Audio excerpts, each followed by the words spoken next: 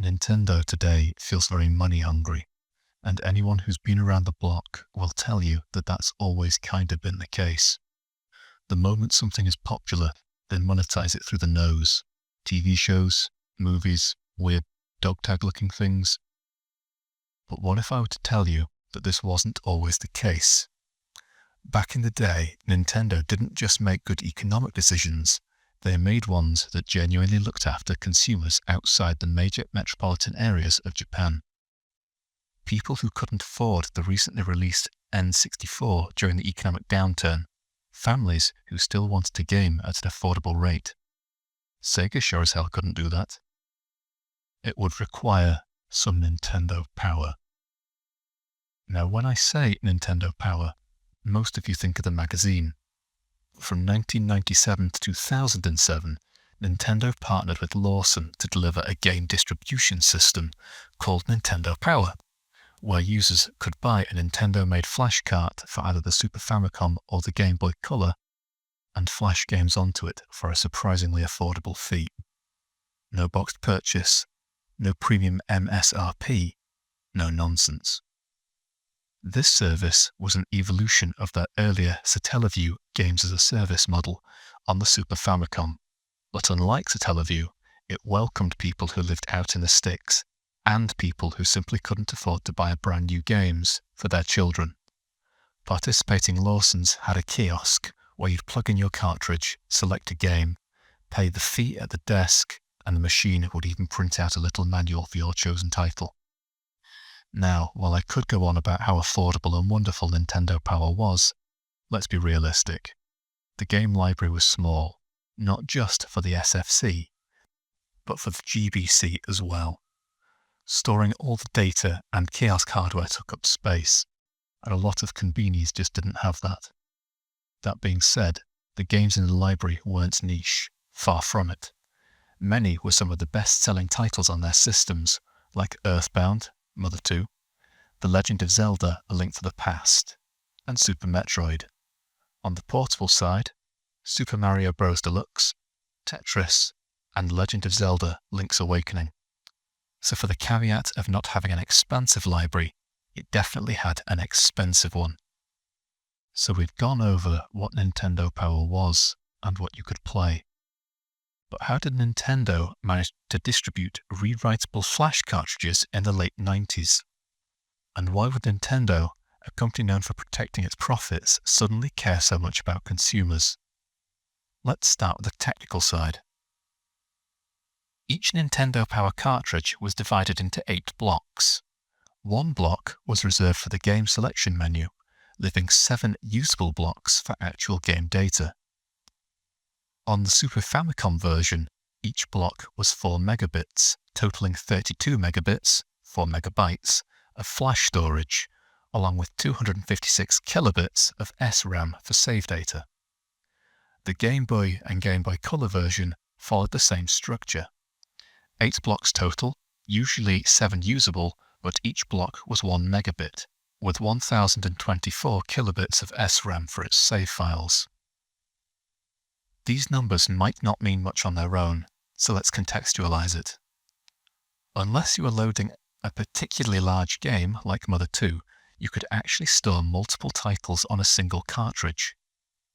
Kind of like those nasty 10 quadrillion in one carts that you see on AliExpress or Temu, except this time it was official, reliable, and a genuine piece of engineering rather than a random collection of bootlegs.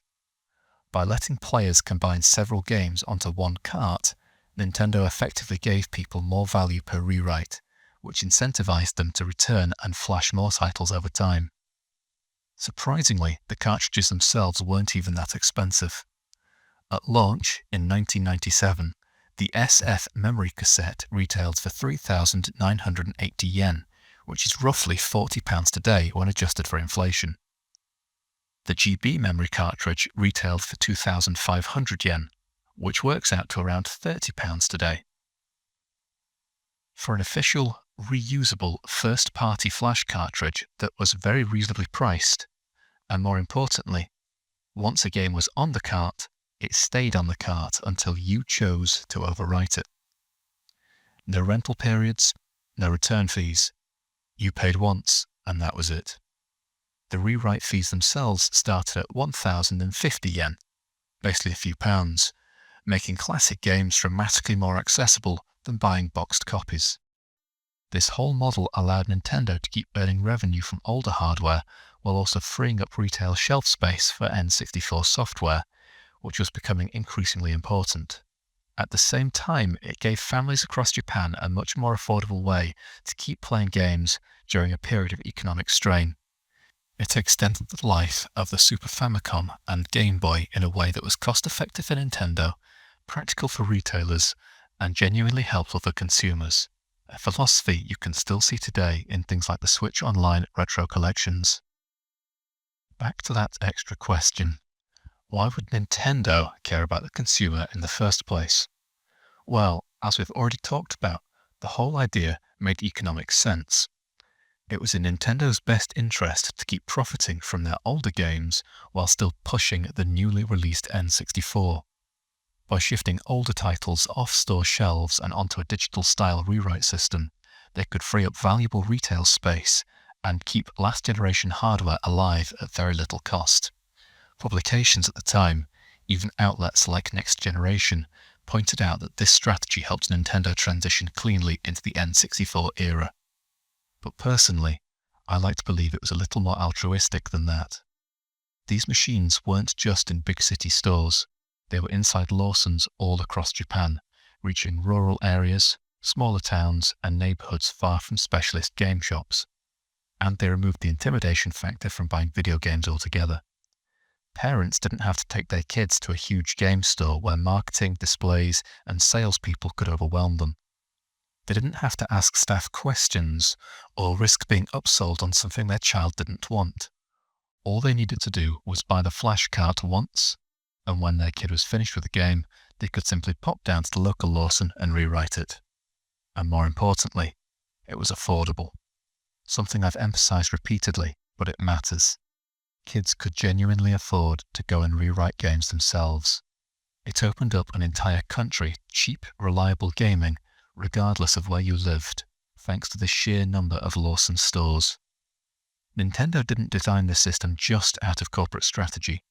Whether intentional or not, it genuinely benefited consumers, which is unusual for Nintendo, especially during a time when big companies were fighting the second-hand market and arguing that games should be treated like films in terms of rights and resale restrictions. In short, it was a system with a surprising amount of heart. It ultimately ended with the rapid rise of the Nintendo DS, its online capabilities, and the shifting landscape of digital distribution. By 2007, Nintendo Power was discontinued. Today, both the carts and kiosks are considered collector's items for people who care about this kind of history. This video didn't get into deployment challenges or the legal grey areas the service faced, partly because this is a puff piece about a niche bit of history I personally like, and partly because Did You Know Gaming already covered that side brilliantly in their mini-documentary. Definitely check that out. I'll put the link in the comments. If you're interested in more like this, like and subscribe if you want to, and don't if you don't. I'll see you in the next video.